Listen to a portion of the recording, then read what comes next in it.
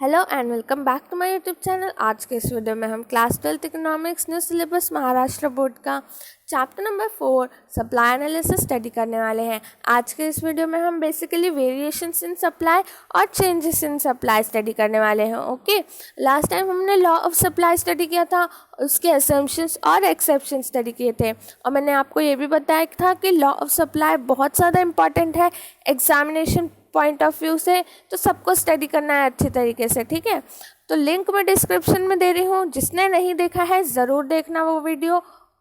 और आज के इस वीडियो में हम वेरिएशंस इन सप्लाई स्टडी करने वाले हैं।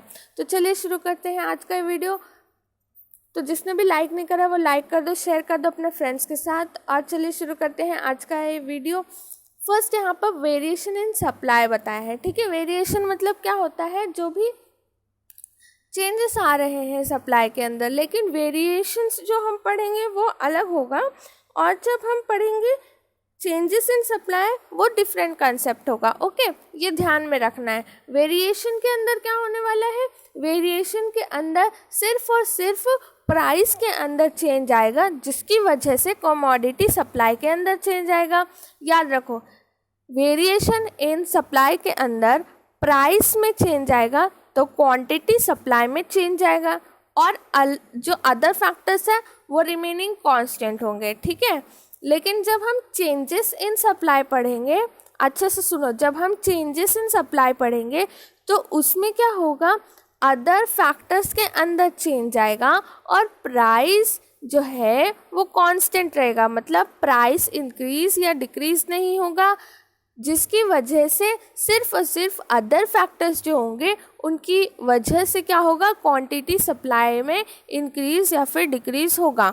तो चलिए वेरिएशन इन सप्लाई स्टडी करते हैं फर्स्ट, उसके बाद में हम चेंजेस इन सप्लाई स्टडी करेंगे। Variation in supply, when quantity supplied of a commodity varies due to change in its price, other factors remaining constant. अब देखिए, जो क्वांटिटी सप्लाई है वो वेरीज हो रही है just because price of the commodity change हो रहा है। ठीक है, क्या हो रहा है, price of the commodity change हो रहा है, और जो अदर फैक्टर्स है वो कैसे हैं, कांस्टेंट है। कांस्टेंट मैंने आपको बताया वो एक ही जैसे रहेंगे, इंक्रीज नहीं होगा। जो अदर फैक्टर्स है उसमें कोई भी चेंज नहीं आएगा। ठीक है, अदर फैक्टर्स के अंदर कुछ भी चेंज नहीं आएगा, वो सेम टू सेम रहेंगे। ठीक है, अदर फैक्टर्स क्या क्या हो सकते हैं मैं बताऊं, फैक्टर्स ऑफ प्रोडक्शन के जो प्राइसेस होते हैं वो इंक्रीज या फिर डिक्रीज हो सकते हैं, तो ये अदर फैक्टर्स का एग्जांपल है। तो ये सब है ना, ये सब कांस्टेंट रहेगा, इसमें कोई भी किसी भी प्रकार का चेंज नहीं आएगा। लेकिन चेंज किस में आएगा, चेंज सिर्फ और सिर्फ प्राइस में आएगा, जिसकी वजह से क्या होगा, क्वांटिटी सप्लाइड जो होगी वो इंक्रीज या फिर डिक्रीज होगी। ठीक है, तो यहाँ पर two types of variation in demand है, तो हम फर्स्ट वन बाय वन हम कवर करते हैं। फर्स्ट वन है expansion of supply. Expansion of supply refers to rise in the quantity supplied due to rise in the price of the commodity, other factors remaining constant. Okay, तो first one ये जो है ये है expansion of supply. Expansion of supply के अंदर क्या होगा, जब प्राइस ऑफ द कमोडिटी बढ़ जाएगा तो क्वांटिटी सप्लाइड ऑटोमेटिकली राइज हो जाएगा। ठीक है, अब ये जो क्वांटिटी सप्लाइड है वो राइज क्यों होगा, वो मतलब क्यों बढ़ जाएगा, क्योंकि जो प्राइस ऑफ द कमोडिटी है, पर्टिकुलर प्रोडक्ट है, तो उसका प्राइस जो है वो क्या हो रहा है, इंक्रीज हो रहा है। ठीक है, इंक्रीज हो रहा है, इसी वजह से क्या हो रहा है, क्वांटिटी सप्लाइड भी इंक्रीज हो रहा है, और इसको हम क्या बोलते हैं, इसको हम इकोनॉमिक्स में एक्सपांशन ऑफ सप्लाई बोलते हैं। ठीक है, नेक्स्ट यहाँ पे बताया है expansion of supply leads to upward movement, ये याद रखना है। ठीक है, एक्सपांशन ऑफ सप्लाई का करता है, अपवर्ड मूवमेंट करता है सप्लाई कर्व का। कैसा होता है उनका सप्लाई कर्व, अपवर्ड मूवमेंट। अब हम डायग्राम के अंदर देखेंगे।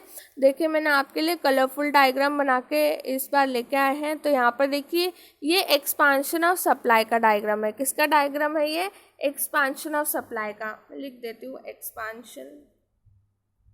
एक्सपांशन में क्या होगा, जैसे देखो प्राइस इंक्रीज हो रहा है, ये पी है, पी प्राइस है, प्राइस पहले का प्राइस, ठीक है, ये ओल्ड प्राइस है, ठीक है। क्या हो रहा है देखिए, प्राइस P1 लिखा है ना, ये न्यू प्राइस है, ये कैसा प्राइस है, ये न्यू प्राइस है, अच्छे से देखो, ठीक है।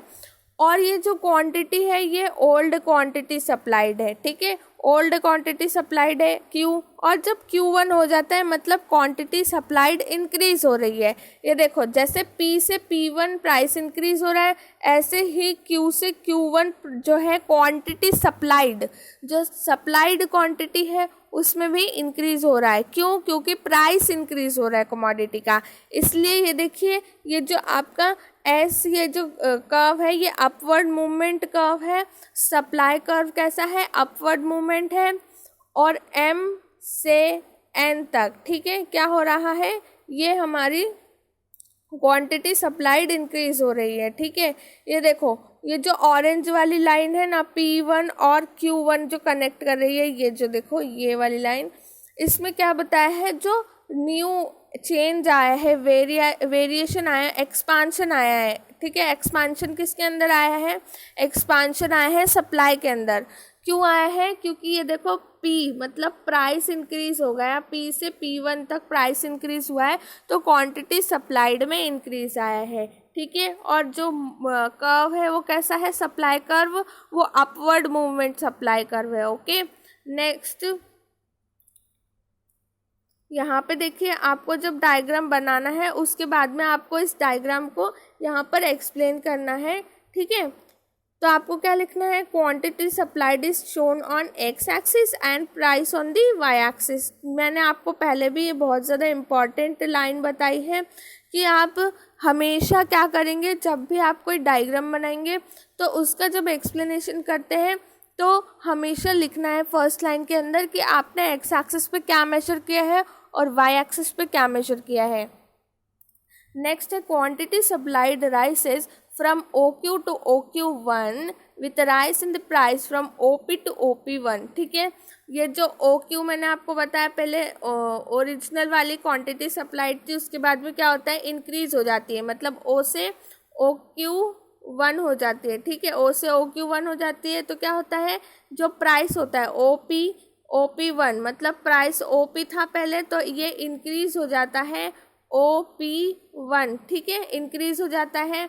और यहाँ पर इसलिए क्या होता है, just because of that upward movement होता है from M to N along the same supply curve, it is known as expansion of supply, ठीक है। क्या हो रहा है, अपवर्ड मूवमेंट हो रहा है सप्लाई कर्व का M से N तक, और इसी को हम क्या बोलते हैं, एक्सपांशन ऑफ सप्लाई। ये देखो डायग्राम में क्लियरली दिख रहा है, M है ये और ये है N, ठीक है। यहाँ पे देखो एरो कैसे जा रहा है, ऊपर की तरफ जा रहा है, ठीक है, एरो कैसे जा रहा है, ऊपर की तरफ। देखो डायग्राम में मैंने बना के दिखाया है, डायग्राम में भी क्लियरली दिख रहा है, ऊपर की तरफ एरो जा रहा है, मतलब हमारी जो क्वांटिटी सप्लाइड है वो इंक्रीज हो रही है क्योंकि प्राइस इंक्रीज हो रहा है। बस एक्सपांशन ऑफ सप्लाई में इतना ही है। नेक्स्ट है contraction of supply. Contraction of supply में क्या होगा, contraction of supply refers to fall in the quantity supplied.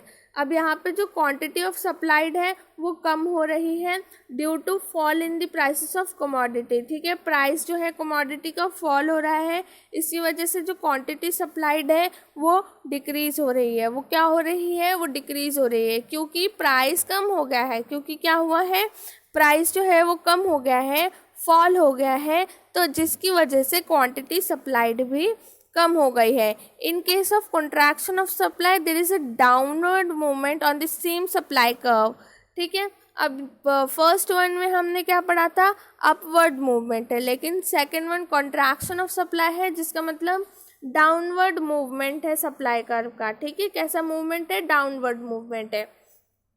यहाँ पे अब क्या करना है, आपको डायग्राम निकालना है कॉन्ट्रैक्शन ऑफ सप्लाई का। ये देखो मैंने लिख के बताया कॉन्ट्रैक्शन ऑफ सप्लाई MN। अब आपको यहाँ पर डायग्राम बनाना है, ठीक है, एज इट इज डायग्राम बनाना है। देखो हमने ये क्या है, ये है y एक्सिस और ये है x एक्सिस, ठीक है, ऊपर लिख दिया मैंने स्क्रीन पे, ठीक है, आप नीचे ही लिखना। और यहाँ पे हमने प्राइस मेजर किया है, ठीक है, यहाँ पे प्राइस है और नीचे ना क्वांटिटी सप्लाइड है, ठीक है। एक्स एक्सिस पे हमने क्या मेजर किया है, एक्स एक्सिस के इधर पे हमने एक्स एक्सिस के ऊपर हमने क्वांटिटी सप्लाइड मेजर किया है। देख सकते हैं आप डायग्राम के अंदर जो एरोस हैं वो अंदर की तरफ आ रहे हैं, ठीक है। ये जो एरोस हैं ये कैसे आ रहे हैं, अंदर की तरफ आ रहे हैं, ठीक है, अंदर की तरफ आ रहे हैं। और ये देखो, ये जो पहले जो पिंक कलर से मैंने बनाई है लाइन, ये पिंक कलर वाली लाइन जो है ये हमारी पहले की ओरिजिनल क्वांटिटी सप्लाइड थी। और न्यू वाली कैसी है, देखो जो मैंने डॉटेड ऑरेंज लाइन से बनाई है, इसमें आप देख सकते हैं कि ये क्वांटिटी जो सप्लाइड है ये ऑरेंज वाली ये कम हो गई है, ठीक है। ये जो क्वांटिटी सप्लाइड है ये कम क्यों हो गई है, क्योंकि फॉल आ गया है प्राइस के अंदर। पहले प्राइस कितना था, देखो P था, फिर क्या होता है डिक्रीज हो जाता है प्राइस के अंदर, P2 हो जाता है, इसलिए क्वांटिटी सप्लाइड भी कम हो जाती है। क्या हो जाती है, क्वांटिटी सप्लाइड कम हो जाती है। और हमें ये जो है अंदर की तरफ एरो करके बताना है, और यहाँ पर N से M तक क्या हो रहा है, क्वांटिटी सप्लाइड है। अब क्या करना है, इसका सिंपली यहाँ पर एक्सप्लेनेशन लिखना है। हमने क्या किया है, क्वांटिटी सप्लाइड एक्स एक्सिस पे मेजर की है, वाई एक्सिस के ऊपर हमने quantity supplied, okay, Y axis के हमने प्राइस मेजर किया है, ठीक है। ऐसे आपको लिखना है। उसके बाद में आपको बताना है quantity supplied falls from OQ to OQ2 with a fall in price from OP to OP1, ठीक है। मैंने आपको क्लियरली डायग्राम में बताया है कि जब OQ से OQ2 तक जो है क्वांटिटी सप्लाइड फॉल्स क्यों हो रही है, क्योंकि प्राइस डिक्रीज हो रहा है, प्राइस क्या हो रहा है, फॉल्स हो रहा है। कहाँ से, OP से OP2 तक, ठीक है। ये फॉल आ रहा है प्राइस के अंदर, जिसकी वजह से क्वांटिटी सप्लाइड भी कम हो रही है। अब हम नेक्स्ट स्टडी करेंगे चेंजेस इन सप्लाई, ओके। हम अभी स्टडी करेंगे चेंजेस इन सप्लाई। यहाँ पे देखिए, यहाँ पे अलग है, यहाँ पर जो है प्राइस वो है कांस्टेंट रहेगा। प्राइस कैसे रहेगा, constant. When other factor changes and price remain constant, other factors के अंदर चेंज आएगा और प्राइस जो है वो कांस्टेंट रहेगा। ये सबको अंडरलाइन करना है, हाईलाइट करना है और याद रखना है, ठीक है। नोट्स के अंदर ये पॉइंट ज़रूर होना चाहिए। चेंज इन सप्लाई के अंदर क्या होता है, चेंज इन सप्लाई के अंदर क्या होगा, अदर फैक्टर्स के अंदर चेंज आएगा और प्राइस जो है वो कांस्टेंट रहेगा। प्राइस कैसे होगा, कांस्टेंट होगा। इसी को क्या बोलते हैं हम लोग, जब अदर फैक्टर्स के अंदर चेंज आएगा और प्राइस कांस्टेंट होगा, मतलब चेंजेस इन सप्लाई, ठीक है। और यहाँ पर 2 types of change in supply है। फर्स्ट वन है increase in supply, second one है decrease in supply. Increase in supply के अंदर देखिए क्या होगा, increase in supply refers to rise in the supply of a given commodity due to favorable changes in the other factors such as fall in the price of inputs, fall in the taxes rate, technological upgradation etc. यहाँ पे देखो increase in supply, increase in supply क्यों हो रहा है, increase in supply इस वजह से हो रहा है क्योंकि फेवरेबल चेंजेस आ रहे हैं किसके अंदर, अदर फैक्टर्स के अंदर। अदर फैक्टर्स के अंदर कैसे चेंज आ रहे हैं, फेवरेबल मतलब बहुत अच्छे फेवरेबल चेंजेस आ रहे हैं अदर फैक्टर्स के अंदर। अब अदर फैक्टर्स क्या है, देखिए प्राइसेस ऑफ इनपुट्स। इनपुट्स क्या होते हैं, अगर मेरे को एक प्रोडक्ट बनाना है, फॉर एग्जांपल अगर मुझे बनाना है बिस्किट, तो मेरे इनपुट्स क्या होंगे, मेरे इनपुट्स होंगे जो हमें फ्लावर यूज़ करना है, जो भी हमें, अगर हमें चोको बिस्किट बनाने हैं तो उसमें चोको चिप्स का यूज़ करना है, तो वो सब मेरे इनपुट्स है।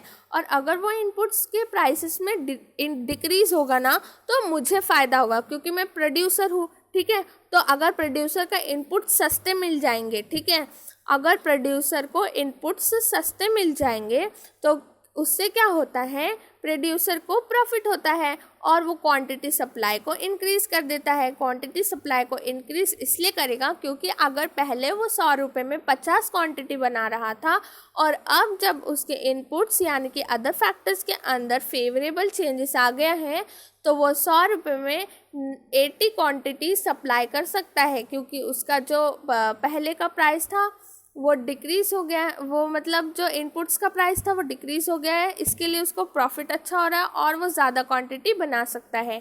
या तो उसकी टेक्नोलॉजी बहुत अच्छी हो गई है, फॉर एग्जांपल अभी पहले वो लेबर्स का यूज़ करता था और अब वो टेक्नोलॉजी का यूज़ करता है। फॉर एग्जांपल जर्मन मशीन्स होती हैं, सोफिस्टिकेटेड मशीन्स होती है, सोफिस्टिकेटेड मतलब बहुत अच्छी है ना, वो बहुत अच्छी मशीन्स होती हैं और वो रोबोटिक्स होती हैं।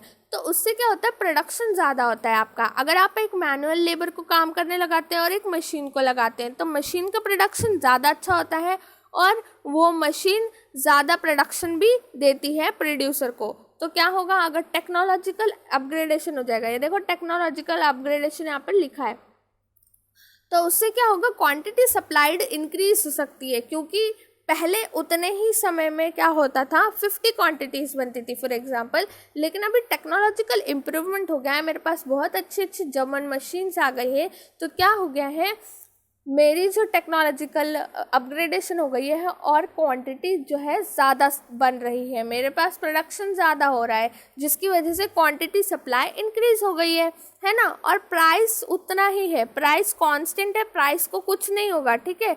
या लेकिन यहाँ पे अदर फैक्टर्स के अंदर चेंज आएगा, मतलब इनपुट्स के अंदर चेंज आएगा, टेक्नोलॉजी के अंदर चेंज आएगा और टैक्सेस जो होते हैं उसके अंदर चेंज आएगा। The supply curve shifts to the right of the original supply curve. It is shown in the figure. अब ये right to the right of the original, ठीक है, ये राइट साइड में शिफ्ट होगी। अभी हम डायग्राम देखते हैं तब अच्छे से आपको समझेगा, ठीक है। ये डायग्राम है इंक्रीज इन दी सप्लाई का, इंक्रीज इन दी सप्लाई का डायग्राम है। वाई एक्सिस के ऊपर हमें प्राइस मेजर करना है और एक्स एक्सिस के ऊपर हमें क्या मेजर करना है, quantity supplied, quantity supplied measure करना है। देखो अच्छे से डायग्राम के अंदर, और ये जो हमारा जो पहले ऑरेंज वाला कर्व है ना एस एस, ये ओरिजिनल वाला है, ठीक है। उसके बाद क्या हो गया, उसके बाद अदर फैक्टर्स में चेंज आया। देखो प्राइस कांस्टेंट है, ये देखो ये लाइन जो चल रही है ना, मतलब ये एक ही प्राइस है, ये हमेशा याद रखो। मैं देखो डायग्राम बना के भी वापस से बता रही हूँ आपको, ये जो P है ना ये सेम है, ठीक है, ये सेम है, लेकिन जो फैक्टर्स है ना अलग अलग, उसकी वजह से चेंज आ रहा है। इसीलिए यहाँ पर एक ही प्राइस के ऊपर दो कर्व देख सकते हो आप। ये देखो S और ये S1 क्या है, S1 क्या है, ये जो पिंक वाला जो पिंक वाली जो लाइन है, ये जो कर्व है पिंक वाला, ये जो है ये न्यू क्वांटिटी सप्लाइड है। और ये न्यू क्वांटिटी सप्लाइड इंक्रीज क्यों हुई है, क्योंकि अदर फैक्टर्स के अंदर चेंज आया है, ठीक है, अदर फैक्टर्स के अंदर चेंज आया है। ये देखो Q से Q1 तक जो है क्वांटिटी इंक्रीज हो रही है, क्योंकि प्राइस जो है, जो अदर फैक्टर्स है उसके अंदर फेवरेबल चेंज आया है, ठीक है।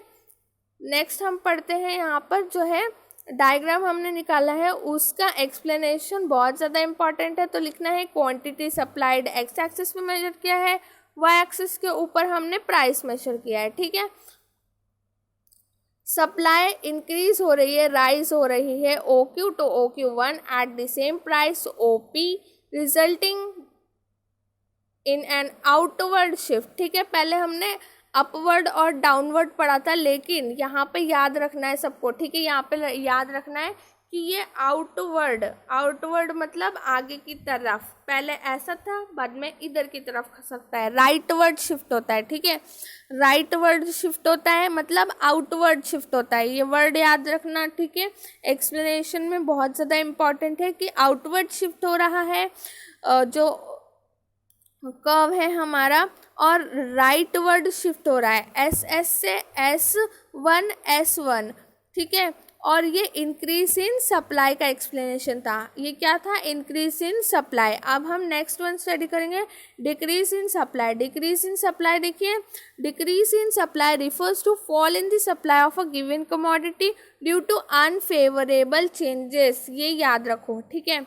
जब डिक्रीज इन सप्लाई लिखेंगे तब अनफेवरेबल चेंजेस लिखना है, तो इसलिए नोट्स में क्या करो, ऐसे लिखना है डिक्रीज इन सप्लाई, उसके नीचे लिखना है अनफेवरेबल चेंजेस, ठीक है। तो आपको पता चल जाएगा डिक्रीज इन सप्लाई क्यों होता है, क्योंकि अनफेवरेबल चेंजेस आते हैं फैक्टर्स के अंदर, ठीक है, जो फेवर में नहीं होते हैं, हमारे फेवर में नहीं होंगे, ठीक है। जो प्रोड्यूसर है, प्रोड्यूसर के जो है उसमें फेवर में नहीं होंगे वो सारे के सारे चेंजेस, जिसकी वजह से क्या होगा, सप्लाई के अंदर फॉल आ जाएगा। और जो प्राइस है, यहाँ पे जो प्राइस है, प्राइस कांस्टेंट रहेगा, प्राइस के अंदर कोई भी चेंज नहीं आने वाला है। अदर फैक्टर्स के अंदर अनफेवरेबल चेंज आएगा, मतलब इंक्रीज इन टैक्स रेट बढ़ जाएंगे ऑटोमेटिकली। तो क्या होगा, हमारी क्वांटिटी सप्लाई पे इफेक्ट हो जाएगा और डिक्रीज हो जाएगी हमारी क्वांटिटी सप्लाई। आउटडेटेड टेक्नोलॉजी का मतलब है, आउटडेटेड टेक्नोलॉजी मतलब जो एकदम पुरानी मशीन से काम कर रहे हैं, या फिर ऐसे ख़राब मशीन से, या फिर उनके जो मतलब जो आउटडेटेड टेक्नोलॉजी होती है ना, उसकी वजह से क्या होता है, हमारा जो प्रोडक्ट होता है ना वो मार्केट में बहुत अच्छा नहीं प्रेजेंट होता है और उसमें कुछ ना कुछ फॉल्ट होता है। तो ये आउटडेटेड टेक्नोलॉजी की वजह से होता है और इसकी वजह से जो प्रोडक्शन होता है वो भी बहुत ज़्यादा स्लो होता है। ठीक है, जो हमारा प्रोडक्शन होता है वो भी बहुत स्लो होता है, जिसकी वजह से क्वान्टिटी सप्लाई डिक्रीज हो जाती है। हमारी क्या होती है, क्वान्टिटी सप्लाई डिक्रीज हो जाती है। स्ट्राइक्स बाय द वर्कर्स, ठीक है, अगर वर्कर्स ने स्ट्राइक कर दी है, देखो स्ट्राइक्स बाय द वर्कर मतलब अगर लोग हड़ताल कर देते हैं जो वर्कर होते हैं, तो उसकी वजह से क्या होता है, प्रोडक्शन नहीं हो पाता है, तो क्वांटिटी सप्लाइड क्या हो जाती है, डिक्रीज हो जाती है। क्वांटिटी सप्लाइड क्या होगी, डिक्रीज हो जाएगी अगर वर्कर्स की स्ट्राइक है तो। और प्राइस, ये जो प्राइस महाराज हैं, ठीक है, ये जो प्राइस महाराज हैं ये सेम रहेंगे, इनके ऊपर कोई भी कुछ भी कर ले लेकिन प्राइस सेम रहेगा, ये याद रखना है। The supply curve shift to the left, पहले राइट में था और अभी लेफ्ट में, ठीक है। और ये जो है हम फिगर में देखते हैं, फिगर में अच्छे से समझ में आएगा। ये जो डायग्राम है देखिए, ये डिक्रीज इन सप्लाई है, ठीक है। इसलिए क्या हो रहा है, देखो ये जो ऑरेंज वाला है ना लाइन, ये जो डायग्राम में दिख रहा है, ये ऑरेंज वाला मतलब पहले जो ओरिजिनल था, ठीक है, सप्लाई क्वांटिटी सप्लाई। फिर ये जो पिंक वाला लाइन दिख रहा है ना आपको डायग्राम में, पिंक वाला जो लाइन है मैंने बनाया है, इसका मतलब यहाँ पे क्या हो रहा है, यहाँ पे जो है क्वांटिटी सप्लाई डिक्रीज हो रही है। क्यों हो रही है, क्योंकि अनफेवरेबल चेंजेस आ रहे हैं। क्यों हो रहे हैं, क्योंकि अनफेवरेबल चेंजेस आ रहे हैं, मतलब वो मेरे फेवर में नहीं है। टैक्सेस का इंक्रीज होना क्या मेरे फेवर में है, नहीं, प्रोड्यूसर के फेवर में नहीं है, उसका प्रॉफिट कम हो जाएगा अगर टैक्सेस इंक्रीज हो जाएंगे।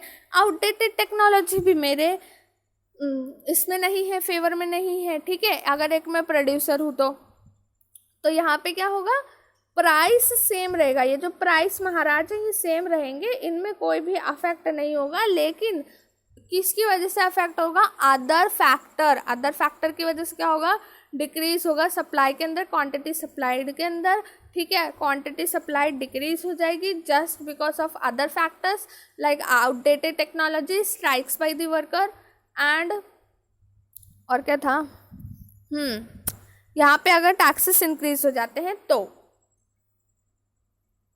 और ये देखो, ये सबसे ज़्यादा ये लिखना है, ये जो कर्व है ये लेफ्टवर्ड शिफ्ट हो रहा है, लेफ्टवर्ड, ठीक है। और ये इनवर्ड शिफ्ट है, ये देखो ये इधर से इधर एरो जा रहा है मतलब इनवर्ड है, यहाँ पे लिख लिया करो, ठीक है। जो मैं इम्पोर्टेंट बताती हूँ ना डायग्राम के ऊपर ही, ये इनवर्ड है और ये लेफ्ट मतलब यहाँ से यहाँ जा रहा है तो लेफ्ट, ठीक है। मैंने आपको पहले भी बताया है, यहाँ पे राइट होता है और यहाँ पे लेफ्ट होता है, ठीक है। कभी भी कोई भी डायग्राम देखोगे ना तो ये जो मैंने बताया है ऐसा लिख लोगे तो याद रहेगा, ठीक है।